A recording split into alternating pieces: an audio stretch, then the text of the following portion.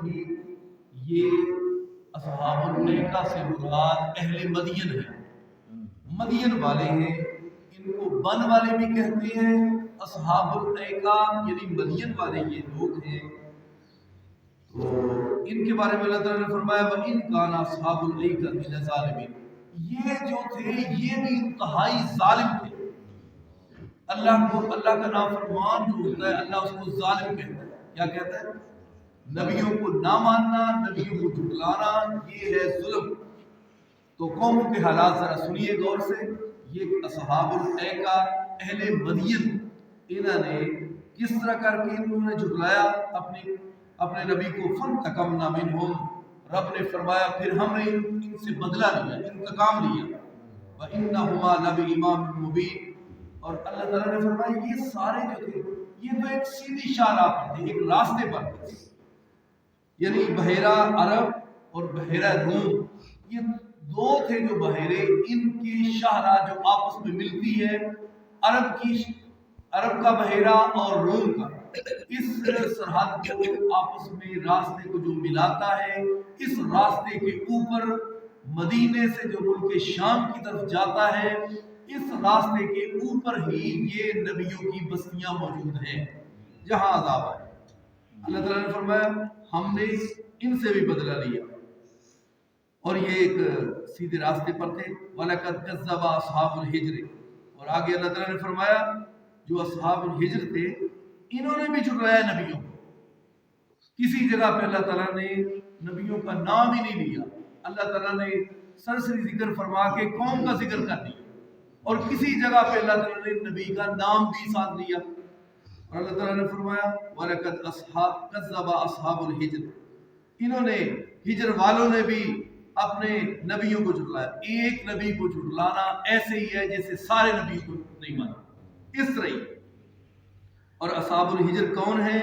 یہ حضرت صالح علیہ السلام کی قوم کو اصحاب الحجر کہتے ہیں۔ اور قوم کا نام کیا ہے؟ قوم سمود۔ قوم کا نام کیا ہے؟ قوم سمود۔ نبی علیہ السلام کا نام کیا ہے؟ حضرت صالح علیہ السلام۔ اور اصحاب الحجر بھی ان کو اللہ تعالیٰ نے کہا ہے۔ اللہ تعالیٰ نے فرمایا صالح علیہ السلام کی قوم جو ہے قوم سمود، رسولوں کو جھٹلایا، نہ مانا۔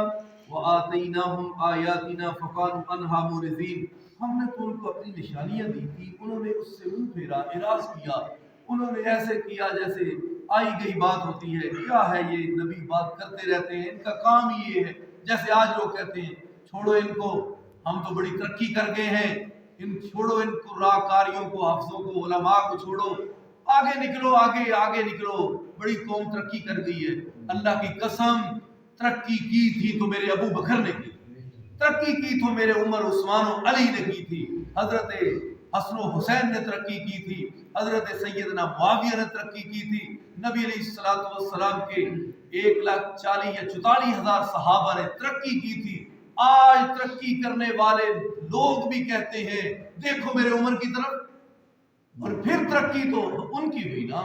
اصل میں ترقی والے، ترقی پذیر وہ تھے جنہوں نے ایسی کامیابیاں حاصل کی، اور تمہاری میری کامیابی کیا ہے یہ دنیا والے، تاریخ والے لکھیں گے۔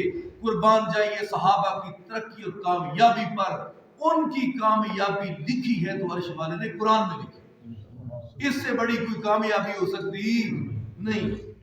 یہ ترقی ہے، بھوکے ہیں، پیاسے ہیں، پیروں میں جوتا نہیں، سواری نہیں، اگر تیر ہے تو کمان نہیں، کمان ہے تو چلانے کے لیے تیر نہیں، اور اگر نیزہ ہے تو ڈھال نہیں، ڈھال ہے تو نیزہ نہیں۔ ایک جنگ کے موقع پہ صحابہ کی اچانک آنکھوں سے آنسو نکل آئے، اللہ کے حبیب ہمارے پاس تو جانے کے لیے سواری بھی نہیں۔ فرمایا کیا کروں، میرے پاس کوئی سواریاں تو موجود نہیں۔ صحابہ پیٹوں سے بھوکے، جوتے نہیں، اور اگر جوتے نہیں تو پیروں پہ صحابہ نے ٹاکیاں باندھ لی، اور لمبے لمبے سفر کیے، کھانے کے لیے کچھ نہیں، اور ہونٹوں سے خون، پیروں سے خون، جسم چھلنی ہو گیا، لیکن صحابہ اپنے رب کی رضا پہ راضی، کوئی حرف شکایت نہیں زبان سے کہ کس مصیبت میں ہم پھنسے، کوئی بات نہیں۔ وہ تھے اہل ایمان، وہ تھے کامیاب لوگ۔ دعا کرو ہم وہ تو نہیں بن سکتے، ہم تو صحابہ کے پیروں کی خاک بھی نہیں بن سکتے، لیکن صحابہ کی طرف دیکھ کے کچھ نہ کچھ بنو تو صحیح، غور تو کرو، وہ تھے ترقی یافتہ۔ تم جہاز بنا لو، تم ایٹم بنا لو، شہین اور غوری بنا لو، رب کعبہ کی قسم ہے صحابہ کی ٹوٹی ہوئی تلوار کا تم مقابلہ نہیں کر سکتے۔ اللہ اکبر۔ اللہ تعالیٰ نے فرمایا وہ کیسے تھے، ہم نے ان کو نشانیاں دکھائیں، انہوں نے جھٹلا دیا۔ وَآتَيْنَاهُمْ آيَاتِنَا فَكَانُوا عَنْهَا مُعْرِضِينَ وَكَانُوا يَنْحِتُونَ مِنَ الْجِبَالِ بُيُوتًا آمِنِينَ۔ امن و سکون سے وہ ایسے طاقتور تھے۔ رب کائنات نے فرمایا پہاڑوں کو کاٹ کر وہاں اپنی کوٹھی اور محل تیار کر، پہاڑ کو تراش کے کاٹ کے۔ کیسی طاقتور وہ قوم ہوگی، کیسی طاقتور وہ قوم ہوگی کہ پہاڑ کو کٹائی کر کے، نہ اس وقت کوئی مشینری کا دور ہے، نہ کوئی گرینڈر ہے، نہ لائٹ کا انتظام ہے، نہ کوئی پتھروں کو لے جانے والی اوپر چیز ہے، لیکن آج ایسی عمارتیں موجود ہیں دنیا میں کہ جس دور میں بالکل کوئی ایسی چیز نہیں تھی، وہاں بڑی بڑی اونچی بلڈنگیں آج بھی موجود ہیں بطور عبرت اور نصیحت۔ اللہ تعالیٰ نے ایسی ان کو طاقت دی تھی کہ پہاڑوں کو کاٹ کے تراش کے اپنے گھر بناتے تھے۔ وَكَانُوا تَنْحِتُونَ مِنَ الْجِبَالِ بُيُوتًا آمِنِينَ فَأَخَذَتْهُمُ الصَّيْحَةُ مُصْبِحِينَ۔ جب انہوں نے نہ مانا، صبح ہوتے ہی اللہ تعالیٰ نے کڑک بھیجی، اور کڑک نے ایسے قوم کو تہس نہس کر کے رکھا۔ فَمَا أَغْنَىٰ عَنْهُم مَّا كَانُوا يَكْسِبُونَ۔ جو وہ کمائی کر رہے تھے، بڑا مال و زر جمع کیا تھا، طاقت بھی بڑی، مال بھی بڑا اور خزانے بھی بڑے، لیکن اللہ نے فرمایا کچھ کام نہ آئے خزانے، اور ہم نے ان کو غرق کر دیا، مال کوئی کام نہ آیا۔ وَمَا خَلَقْنَا السَّمَاوَاتِ وَالْأَرْضِ وَمَا بَيْنَهُمَا إِلَّا بِالْحَقِّ۔ اور جو ہم نے آسمان کو زمین کو پیدا کیا ہے اور جو ان کے درمیان پیدا کیا ہے وہ حق کے ساتھ پیدا کیا ہے۔ وَإِنَّ السَّاعَةَ لَآتِيَةٌ فَاصْفَحِ الصَّفْحَ الْجَمِيلَ۔ اے میرے نبی صلی اللہ علیہ وسلم کو بتائیں قیامت تو بالکل آنے والی ہے، بالکل آنے والی ہے، اور وہ قریب ہے جس کو تم دور سمجھتے ہو، وہ کوئی بالکل دور نہیں ہے، وہ بالکل تمہارے قریب ہے۔ آقا علیہ السلام نے فرمایا میں اور قیامت ایسے جیسے دو انگلیاں اکٹھی ہیں، اس طرح میں اور قیامت اس طرح ہیں جیسے دو انگلیاں۔ اس کا مفہوم اور مطلب ہی یہ ہے کہ یہ نبی پاک ہے، یہ قیامت ہے، درمیان میں کوئی دوسرا نبی نہیں۔ واضح بالکل حدیث فرمایا میں اور قیامت ایسے دو انگلی۔